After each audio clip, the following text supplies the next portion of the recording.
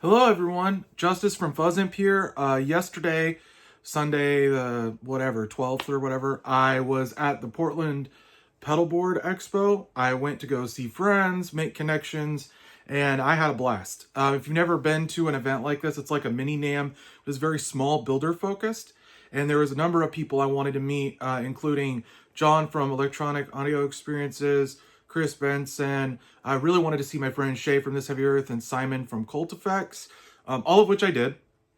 And a number of people that other friends of mine suggest I go to. And if you want to skip ahead, I shot some interview things and had people go over their boards. Now, this was a headphones only event. If you're not familiar with this format of event, you go and they say, bring your guitars, and then you'll go check out the pedals and play through like headphone rigs.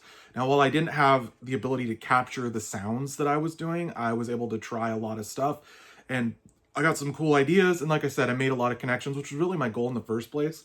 I very nearly didn't go at all just because being in Amity, arranging some transportation, a lot of my usual rides, family members were all had plans, and I was like, oh, I'm not going to be able to go.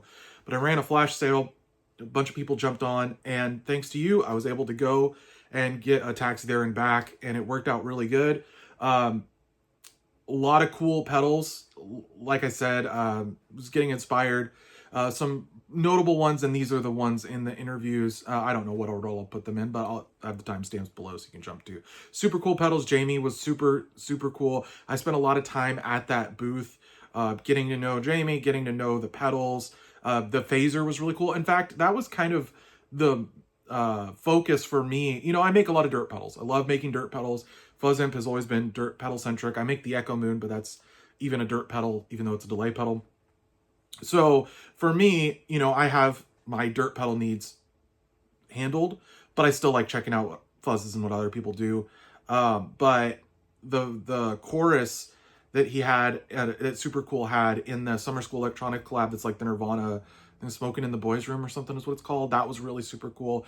And I think it's called the Trini Phase Phaser, super cool. And we talked about how these modulation pedals have a really long development cycle, and that was really cool. Also talked to FruitFx. That was really cool. The frog pedal, if you've seen that viral frog pedal, but the Space Cube was a really interesting wild fuzz. Them and Cosmodio, I think, both had the most interesting, like, weirdo fuzzes, because there's a lot of conventional fuzzes that are based around muffs or, you know, fuzz faces or tone benders or whatever, and those are still cool, but what I found more interesting to me is kind of these weirdo ones, like the ones I mentioned. I think it's the Glitch Witch and Gravity Well. Whatever those pedals were, they were super cool from Cosmodio. I did talk to John from AE, and I played the Surveyor and the Bard, both of which are really cool. They were a very popular booth, and you know, him being from the East Coast, this was one of the few times that I could run into him. I will say a lot of people that I've been talking to since were talking about Woodwire Volts, which is like an auxiliary event that takes place near NAMM. Hopefully someday I can attend that. But yeah, I spent a ton of time with Shay from ThisHeavyEarth. We go way back, like started right around the same time. He had a previous company, but anyway, he makes very metal forward stuff, and we've been friends for a long time. I spent a ton of time at that booth because he had 2 amps. He makes these solid state like micro amps that are really powerful and have really good distortion sounds. And I played the Fleshrot one. If you've seen, I did a demo on YouTube of the plug-in version of that, and I had the pedal version. I want to get the new one that's got the 2 channels. But anyway, lots of really cool stuff from ThisHeavyEarth. And FruitFx, Simon, is somebody I've known for a really long time. And he's like a dealer store that is kind of, they sell a lot of unique stuff. So he gets his own special colorways from a lot of different brands. I was able to spend a little bit of time talking to him and at the booth, and I've tried some Lichtlarm stuff for the first time. Lichtlarm? I forget how he says it. But anyway, great German company. I tried the Ragnarok tube thing and a few other things that he had. It was the one thing about these events is it's really chaotic, is there's a lot going on and everyone's carrying a guitar, so it gets pretty cramped. The one thing that was nice for this one is they charged admission, and what I think that helped do was cut down on people that weren't as serious about attending. I noticed a lot of people kind of just walking by, and then when they found out there was an entry, they were like, oh, never mind, it's whatever. Well, that kind of helped keep it more focused in some ways. But at the same time, you know, you got conversations going. I spent a lot of time talking to the Catlin Bread guys, Mark and Ben. That was a really good time. And I ended up with a cool pedal called the Carbide that I'll do a demo on. Yeah, there's just a lot. I'm still trying to process everything. You know, I had a lot of conversations that are very in the weeds about pedal business. And that was really kind of cool for me. There's not a lot of times in person I get to talk to other people that understand what it's like to run a pedal company, to work in the industry, and you know, getting to bounce ideas off people and stuff. It was a really good time. I thought I took way more pictures and videos than I did, but I only have a handful of these clips. And I will note they are shot vertical, so that was for them to do for Instagram so they could show it to their audience. And it looked like not a lot of other people shot content at the expo. So I'm thankful that I was able to do that. And if you haven't seen the Instagram, I'm very super active there, posting stories and videos almost daily at Fuzz Imp. I'll have the link down below as well to the shop for Fuzz Imp. You know, this is the Fuzz Imp channel. But now we'll get into the interview sections, and I hope you enjoy getting to know some of these builders just like I did. And what's funny about this format is that I had spent probably, you know, 10, 20 minutes sitting there playing the pedals, talking to them about the pedals. And then I pulled out the phone and I was like, okay, now do your salesman pitch. So keep that in mind when you're seeing this. Like, I already have gotten to know these people. That's why there's like a little bit of laughter and a kind of a lighthearted thing, is because I've already know the answers to all the things, but this is for you guys, for the community and audience. So I hope you enjoy all of this. I really enjoyed my time there. And yeah, we'll get to the interviews. Giving me a blank slate. Yep. Hi, I'm Jamie from Supercool Pedals, and these are the pedals that I make.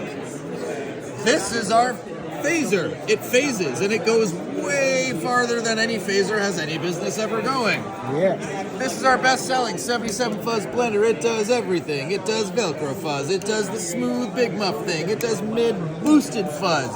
It can even blend in your clean signal to keep your low end on bass guitar. This is Smoking in the Boys Room that I made with my good friend Mark over at Summer School Electronics. It is a Nirvana in a box. You got the classic DS1 sound with more mid-range, because Mark knows me and he knows we love mid-range. And we got the small clone, all that warbly 1995 goodness in one package. And this is the newest pedal that isn't even out yet. He's coming out on April 30th. This is a new revamped version of the Spritz compressor. I liked that circuit so much that I threw it in the garbage and started a brand new one. Now we've got an awesome two-knob raw style compressor with way more low end and saturation, and a tube simulator circuit, so that turns this compressor into more of a light gain drive, kind of think like a blown up amp kind of grit to it too. So that's your perfect always on sound. It's coming out on April 30th, unless I totally screw up, which I always do. So yeah, and then the rest of them, And then all the things. Awesome. Thank you. Now we're ready. Shay, tell us about stuff from ThisHeavyEarth. Hey, thanks. The wife and I are down here at Synth and Pedal Expo this weekend. Have one of our pedal boards with us, debuting the new Weeping Angel Reverb. It comes in TARDIS blue. It says "Don't blink" inside. If you're a Doctor Who nerd, you're welcome. A lot of people out here this week catching on to the Impaler Mid EQ. So it's a fully parametric EQ with blend and the tight control. Had you just here a minute ago checking out the Flesh Rot amp, running that DI out into the Opus for a cab. Oh yeah. So basically we got everything hooked up with the amps here today. I also brought the new prototype amp that's based off the Hesher. Happy to say these are moving along. You should see this start to go into production here real soon. But yeah, other than that, just new clean preamp that we're showing. Just super high headroom, real shiny clean. Gets you into that. It's not a JC, but it gets you that JC cleans kind of thing. Good pedal platform. Other than that, all the favorites. We brought out the Flesh Rot Deluxe today with the 2-channel version. It's got the clean on it.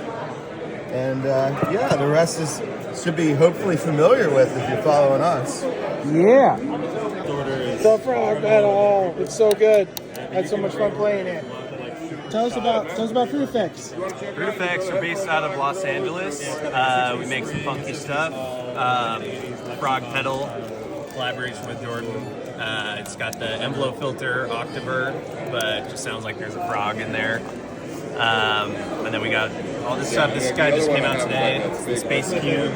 It's essentially a take on the Melon Cube with a phase lock loop in it. You can get some really crazy theremin-like dial-up internet type sounds. And then the classic Melon Cube is the bestseller. A lot of fun. Right. Whole thing. Yep, you got to do the whole thing. Do it. Like what? What do you mean? What's your name? Dave. Dave from Monger Pedals. Pedals. That's right. Yeah. Tell us about the things. The things. This one's cool. Things do beep boop wee woo. So wee woo. Wee woo. Yes. So OTA 4-stage phaser, wave shaping. You can change the frequency spectrum that's phasering. So like low end and high end. Fuzz phaser. You can send and return. Start with the fuzz, end with the phaser. Anything in between. Optical amplitude tremolo.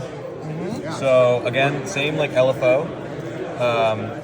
Yeah, so it can be really tight and shimmery, or it can be like super choppy and square wave. 2 flavors of snake wine fuzz. This is the original. So 4 silicon transistors, like your classic Big Muff Pie, with a parallel clean blend, and then this is a full restructure, redesign using germanium transistors. Yeah, and then my overdrive, which is like a mashup between like a Tube Screamer and a Boss OD1. Ooh, a OD1. Yeah. Do you have an original OD1 or a couple? No, I don't. Oh, I you actually could. don't own either one of those pedals. And